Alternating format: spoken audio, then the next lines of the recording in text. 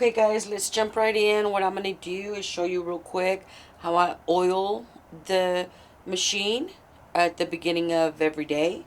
Just before I start every project every morning, I oil this machine. And then I'm also going to show you how to clean this bobbin area. The first thing I do is take out the bobbin case.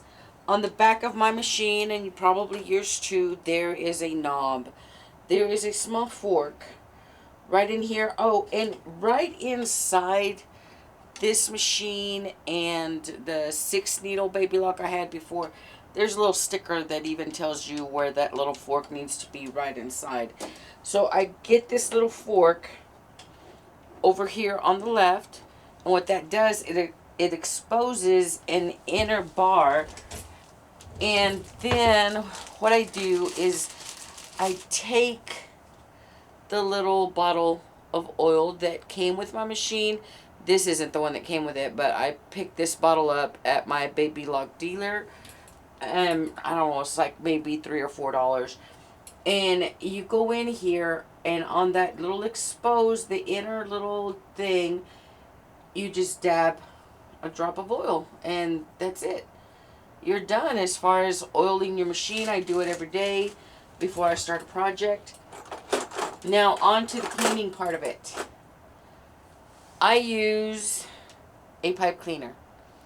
These little things you can get at Hobby Lobby, Walmart, any other place that sells craft items. And I fold mine in half. And I use a dark color on purpose because you can see the lint that comes out that way. And what I do is I slide it right in here after I folded it. I just slide it right in here under the needle plate. And then all the way around. Very gently, you don't want to press. There's a little piece of thread there. That's what you're trying to do. You're trying to get any thread, lint. Trying to keep anything from building up in there. I just slide it around there. Once I'm done and got all the lint and any little stray pieces of thread out of there, then I put my little bobbin case back in there. I like to, you can pull the little lever out. There's a little lever on it. You can pull it out and just put it all the way in. I like to just place it in the front and then listen, push it in and listen for the click. Once it clicks in, you know that you're ready to go.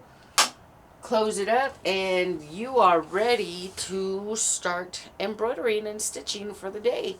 So I hope this helped you. Thank you for watching.